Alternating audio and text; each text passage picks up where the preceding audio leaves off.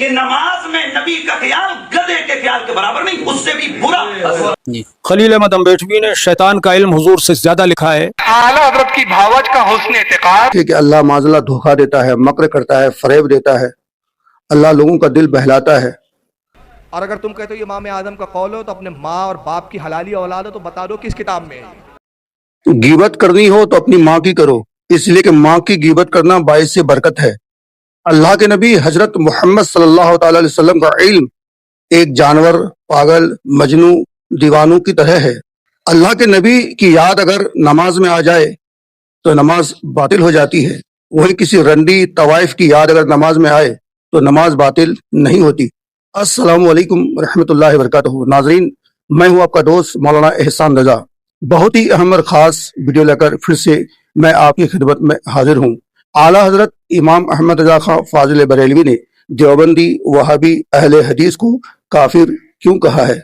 کیونکہ عوام آج اس بات کو لے کر بہت ہی پریشان ہے کہ ہماری نماز ایک، روزہ ایک، زکوٰۃ ایک، حج ایک، قرآن ایک، کلمہ ایک، سارا کچھ ایک ہے، پھر بھی ہم آپس میں دیوبندی وہابی بریلی کیوں لڑ رہے ہیں؟ تو آج میں اسی کا خلاصہ کرنے والا ہوں، اور میں پوری دنیا کے دیوبندیوں کو ایک آفر کرتا ہوں۔ وہ آفر یہ کہ میرے 5 سوالوں کا جواب دے دو بالکل ایمانداری سے قرآن و احادیث کی روشنی میں۔ سب سے پہلے میں تمہاری جماعت میں آنے کے لیے تیار ہوں۔ ویسے آج تک کوئی بھی بریلوی مولانا بریلویت کو چھوڑ کر دیوبندیت نہیں اپنایا ہے، کیونکہ علماء جانتے ہیں کہ سچ کیا ہے، غلط کیا ہے۔ لیکن میں تمہیں آفر کر رہا ہوں کہ میرے 5 سوالوں کا جواب دے دو، میں تمہاری جماعت میں آؤں گا، وہ بھی اکیلے نہیں، بہتوں کو لے کر کے آؤں گا۔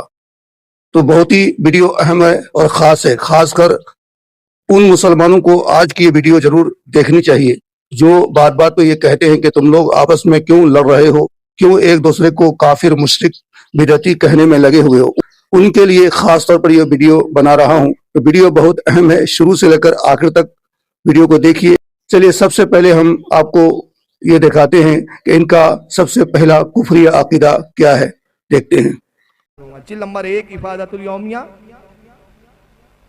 تھانوی صاحب کی ملفوظات، صفحہ نمبر 252، قسط نمبر 2 اور ملفوظ نمبر 512۔ تھانوی صاحب کہتے ہیں کہ امام صاحب فرماتے ہیں، امام صاحب سے مراد ان کی امام اعظم ابو حنیفہ، امام صاحب فرماتے ہیں کہ اگر غیبت کرے تو اپنی ماں کی کرے۔ ایمانداری سے بتاؤ امام اعظم ایسا فرما سکتے ہیں؟ تصور کرو، امام صاحب کہتے ہیں کہ امام صاحب فرماتے ہیں کہ اگر غیبت کرے تو اپنی ماں کی کرے۔ خواجہ صاحب نے بہت ہی تعجب آمیز لہجے میں عرض کیا، خواجہ عزیز الحسن ان کے مرید ہیں، ان کو خواجہ صاحب بولتے ہیں۔ تو خواجہ صاحب جو ان تھانوی کے مرید تھے، انہوں نے بڑی تعجب آمیز لہجے میں عرض کیا، کیا امام صاحب نے فرمایا کہ ماں کی غیبت کرے؟ فرمایا آپ کو کیوں تعجب ہوا؟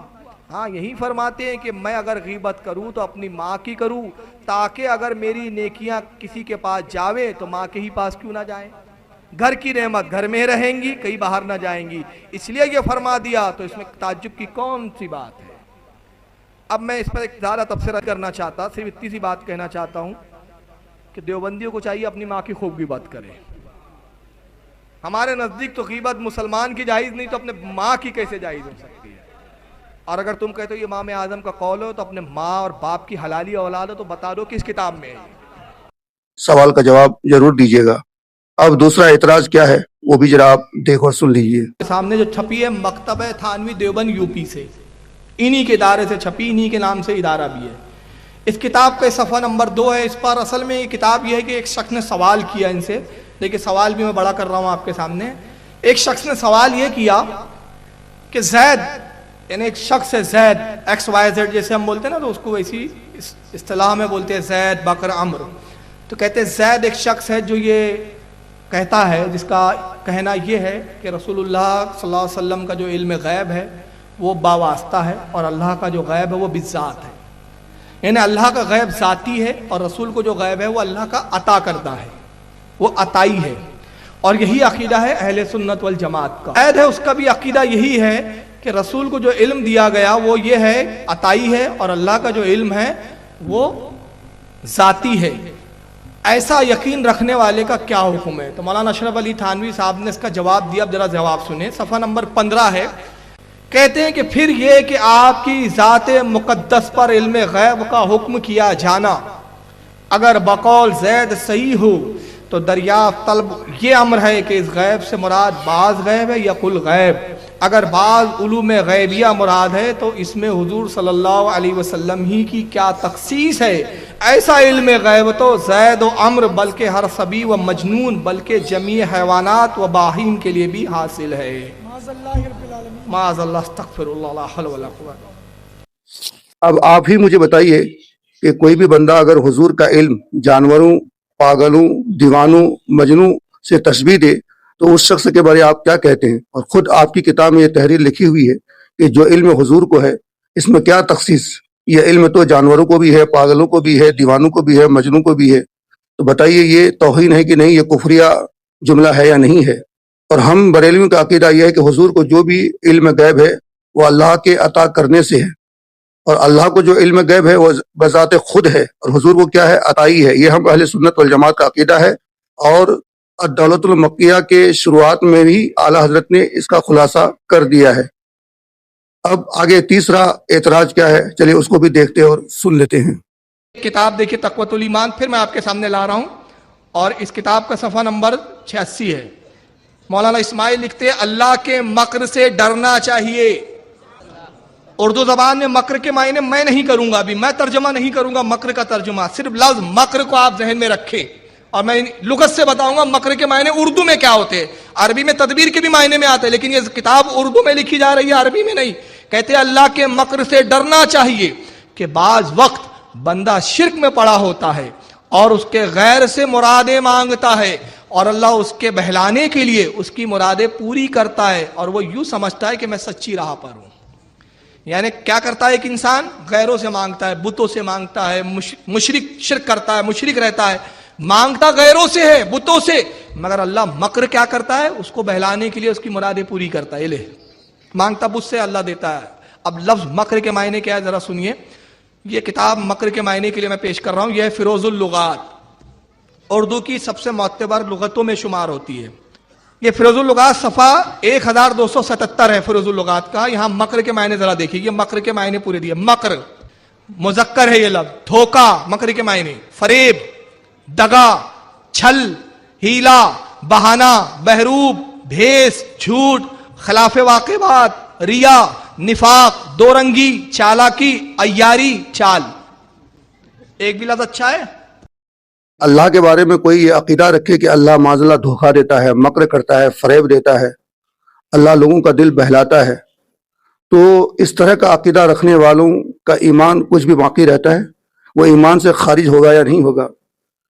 पढ़े लिखे लोग की बात छोड़ो, एक आम इंसान भी ये कहेगा कि अल्लाह धोखा नहीं देता है। लेकिन जो मौलाना इस तरह की बात अपनी किताब में लिखे, उस मौलाना के बारे में आप क्या कहते हो? चलिए चौथा एतराज क्या है वो भी देख और सुन लेते हैं। कि नमाज में नबी का ख्याल गधे के ख्याल के बराबर नहीं, उससे भी बुरा। और इसको आगे दलील क्या दी, आगे कैसे क्या है? कहते उसकी वजह यह है कि जब नमाज में नबी का ख्याल आएगा तो ये नमाज में नबी का ख्याल आना ये बंदे को शिर्क की तरफ ले जाकर उसे मुश्रिक बना। इस इबारत के अंदर कई तरह की बेअदबियां और गुस्ताखियां वाज़ेह होती हैं। मैं आपके सामने ये बुखारी शरीफ पेश करने लगा, इसका सफ़ा नंबर 73 है। इस इबारत के अंदर जो सबसे ज्यादा गुस्ताखी है, पहले नंबर पे तो ये कि नबी बैल और गधे का इकट्ठा जिक्र किया गया, और नंबर 2 नबी के ख्याल को गधे के ख्याल से बुरा करार दिया गया। नाज़रीन, तो अब आप ही मुझे बताइए कि नमाज में जब आप खड़े होते हैं तो इधर उधर की बातें जहन में आ जाती हैं, लेकिन इन्होंने अपनी किताब में ये लिखा है कि गधे और बैल की याद आ जाए नमाज में तो नमाज तो हो जाएगी, लेकिन नबी की याद आ जाए तो नमाज नहीं होगी। ये शिर्क है। सबसे बड़ी बेअदबी तो ये है कि नबी को गधे और बैल से तशबीह दिया इन्होंने माज़अल्लाह, और नबी की याद अगर नमाज में आ जाए तो नमाज बातिल हो जाती है। लेकिन हम अहले सुन्नत वल जमात का अकीदा है कि नबी की याद अगर नमाज में आ जाए तो नमाज मुकम्मल हो जाती है। लेकिन इनका अकीदा है कि नमाज में गधे और बैल की याद आ जाए तो नमाज हो जाएगी, लेकिन नबी की याद आए तो नमाज नहीं होगी। अब आप क्या कहते हैं इनके बारे में बताइएगा। पांचवा और आखिरी एतराज क्या है, चलिए उसको भी देख और सुन लेते हैं। चुनांचे इस किताब की जिल नंबर 1 सफ़ा 46, इस पर लिखते हैं कि आला हजरत की भावज का हुस्न एतकाद और मुखलिसाना बर्ताव था। आला हजरत कौन? फाजिल बरेलवी, मौलाना इमाम अहमद रजा फाजिल बरेलवी नहीं। आला हजरत कौन इनके?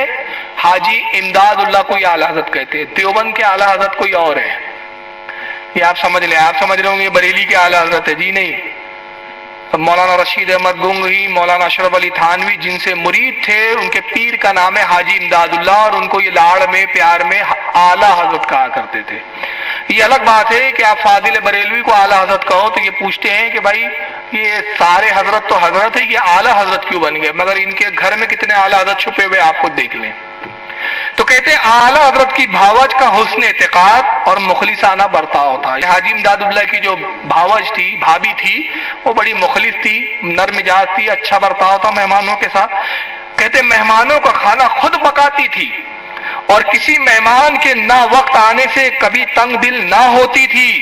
एक दिन आला हजरत ने ख्वाब देखा कि आपकी भावज आपके मेहमानों का खाना पका रही है कि जनाब रसूल मकबूल सल्लल्लाहु अलैहि वसल्लम तशरीफ लाए। देखा कि इनकी भावज खाना पका रही है, किनका? मेहमानों का। और मेहमानों में कौन है? रशीद अहमद गंगोई भी है और भी इनके बड़े बड़े देवबंद के मौलाना हैं। हाजी इमदादुल्लाह के मेहमान, रसूलुल्लाह तशरीफ लाए और कहते आपकी भावज से फरमाया उठ, तो इस काबिल नहीं कि इमदादुल्लाह के मेहमानों का खाना पकाए, उसके मेहमान उलमा है, उसके मेहमानों का खाना मैं पकाऊंगा। ये तौहीन है या नहीं? नाज़रीन, तो इसके अलावा और भी बहुत सारे एतराज़ात हैं। मैं तमाम देवबंदी वहाबियों से पूछना चाहूँगा कि अब आप ही बताओ कि आपकी किताब में जो तहरीर लिखी हुई है, आप इसके बारे में क्या कहते हैं, इसका क्या जवाब देना चाहते हैं? दीजिएगा जवाब जरूर। अब आगे मैं आपको दिखाने वाला हूँ कि आला हजरत इमाम अहमद रज़ा खां फाजिल बरेलवी ने किन बातों की बुनियाद पर देवबंदी वहाबियों को काफिर कहा है और क्या हर देवबंदी वहाबी काफिर है। चलिए आगे वीडियो को देखते और सुनते हैं। आला हज़रत इमाम अहले सुन्नत ने तकफीर के मसले में बड़ा ही एहतियात फरमाया है।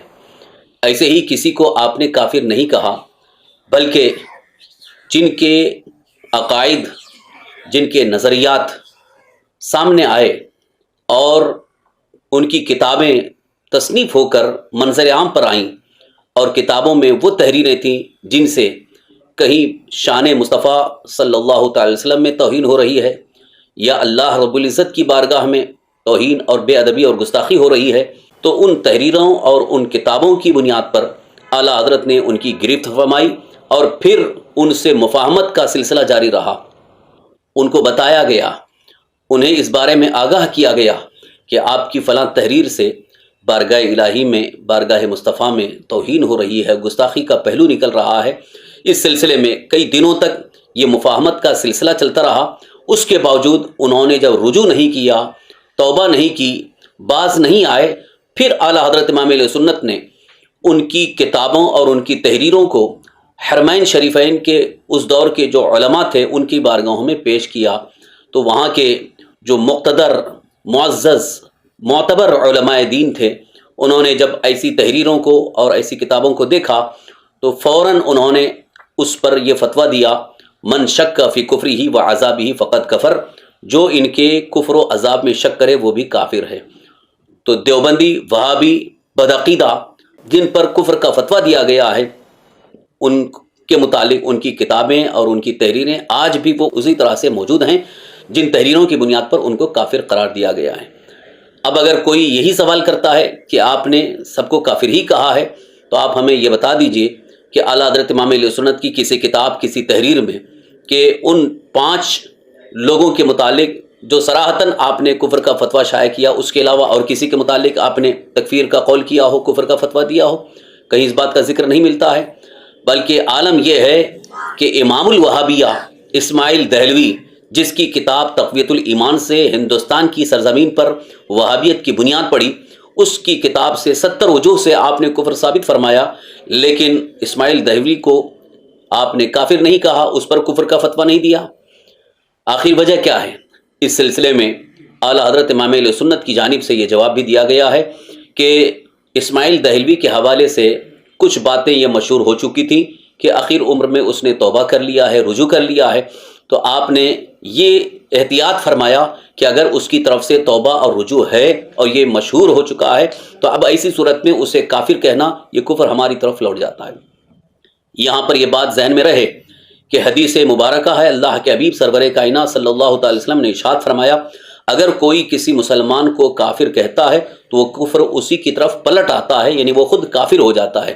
لہذا حدیث مصطفیٰ صلی اللہ تعالی وسلم کی روشنی میں کسی مسلمان کو کافر نہیں کہا جا سکتا۔ جب ہم یعنی عام علماء نہیں کہہ سکتے تو ایک ذمہ دار مفسر، محقق، فقیہ کسی کو کافر کیسے قرار دیں گے؟ لہٰذا یہ جھوٹا پروپیگنڈا ہے کہ اعلیٰ حضرت امام اہل سنت نے سب کو کافر بنایا، ایسا ہرگز نہیں، بلکہ جن کا کفر واضح اور ظاہر ہو گیا کتابوں سے، تحریروں سے، ان کے اقوال اور ان کی حرکتوں سے، تب ان پر کفر کا فتویٰ دیا گیا۔ ہمارے اعلیٰ حضرت رضی اللہ تعالیٰ عنہ نے سب کو کافر کہنے کا حکم دیا، جی بلکہ دراصل جن 4 مولویوں نے صراحتاً ایسے کفر کیے جو متعین ہے، جی جن میں کسی طرح کی تعویل قریب و بعید نہیں ہو سکتی، بے شک، وہ قاسم نانوتوی ہیں جی جنہوں نے ختم نبوت کا انکار کیا، جی رشید احمد گنگوہی اس نے وقوع کذب کے معنی درست بتائے، اللہ پہ جھوٹ کا داغ لگایا، اور وہ تو فتویٰ ان کا نہیں ملتا ہے، لیکن براہین قاطعہ پر تقریض ہے رشید احمد گنگوہی صاحب کی۔ جی خلیل احمد امبیٹوی نے شیطان کا علم حضور سے زیادہ لکھا ہے براہین قاطعہ میں، معاذ اللہ رب العالمین۔ تو یہ شیطان کا علم بڑھانا، حضور کا گھٹانا، اور یہ کہنا کہ شیطان کو یہ وسعت جو ہے یہ زیادتی علم کی نص قرآنی سے ثابت ہے، حضور کے لیے ماننے کو شرک بتایا، تفصیل تو اس کی لمبی ہے، جی لیکن میں یہ بتا رہا ہوں کہ اس وجہ سے رشید احمد گنگوہی اور خلیل احمد امبیٹوی کو اور قاسم نانوتوی کو اعلیٰ حضرت نے کافر قرار دیا۔ رہے چوتھے ان کے مولوی اشرف علی تھانوی، تو انہوں نے حضور اکرم صلی اللہ تعالی علیہ وآلہ وصحبہ وبارک وسلم کے علم غیب کو زید، عمر، بکر، سبھی مجنون جانوروں اور پاگلوں کے علم کے برابر قرار دیا اور تشبیہ دی، تو اس وجہ سے یہ حفظ الایمان میں ہے۔ جی تو اعلیٰ حضرت امام اہل سنت نے ان لوگوں کو بہت سمجھایا کہ مان جاؤ، توبہ کر لو، یہ کفر ہے، اس سے بچو، لیکن یہ لوگ اپنی عزت پہ اڑے رہے، نہیں مانے۔ اعلیٰ حضرت امام اہل سنت نے ان کی تکفیر کی اور یہ فرمایا کہ جو ان کی کتابوں پر، ان کی عبارتوں پر مطلع ہو کر جی جو ان کو کافر قرار نہ دے وہ بھی کافر ہے۔ جی من شک فی کفرہم وعذابہم فقد کفر۔ لیکن جس کو ان کی کتابوں کا علم نہ ہو یا ان کی عبارتوں پر مطلع نہ ہو اور وہ ان کو کافر نہ کہے تو ہم اس کو کافر نہیں کہتے، جی البتہ بہت سی وجوہ کی وجہ سے جی اس کو ہم گمراہ اور بددین ضرور کہتے ہیں، کہ آدمی جب ان کی طرف منسوب ہوتا ہے تو کافر چاہے نہ کہیں لیکن گمراہ بددین ہم کہتے ہیں۔ جی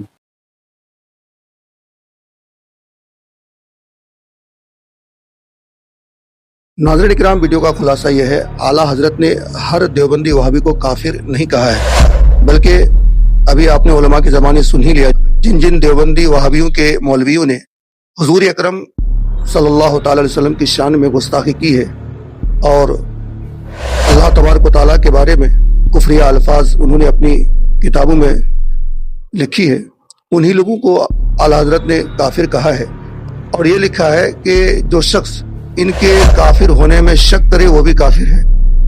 یعنی کوئی بندہ یہ جان لے کہ یہ 5 مولویوں نے اللہ کے نبی حضرت محمد صلی اللہ علیہ وسلم کی شان میں یہ گستاخی کی ہے، اس کے باوجود ان کو اگر حق مانے، صحیح مانے، سچا مانے، تو حق اور صحیح سچا ماننے والا وہ بھی کیا ہے؟ کافر ہے۔ اب میرا دیوبندی وہابیوں سے سوال یہ ہے کہ آپ کے علماء نے جو کتابوں میں اس طرح کی تحریر فرمائی ہے، آپ اس بارے میں کیا کہتے ہیں؟ کیا یہ گستاخی ہے یا نہیں؟ اللہ کی شان میں، حضور کی شان میں بیعت بھی ہے یا نہیں ہے؟ بتانا کامنٹ کر کے آپ ضرور۔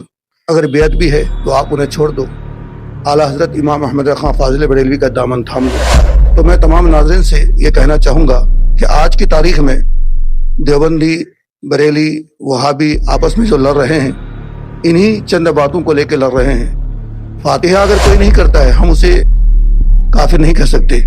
मज़ारों पे नहीं जाता है, सलातो सलाम नहीं पढ़ता है, हम उसे काफिर नहीं कह सकते। लेकिन जो ये कहे कि माज़अल्लाह हुजूर का इल्म शैतान, बैल, गधा से भी कम है या बराबर है, तो हम उसे काफिर क्यों न कहें।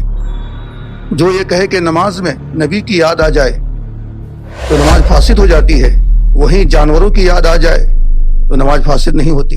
तो नाज़रीन, वीडियो कैसी लगी बताइएगा ज़रूर। अगर ठीक ठाक लगी है तो लाइक करके लोगों तक शेयर कर दीजिए, और अगर बुरी लगी है, गलत लगी है, तो इसकी वजह भी मुझे आप बताइए कि इसमें क्या गलती हमने की है। क्योंकि जितने एतराज़ात हमने आपको दिखाए हैं वो तमाम का बाज़ाब्ता आपको दलील दिया गया है, किताब का हवाला दिया गया है। तो आज के लिए इतना ही, फिर मिलते हैं अगले वीडियो में। दीजिए अपने दोस्त मौलाना एहसान रजा को इजाज़त। अस्सलाम वालेकुम।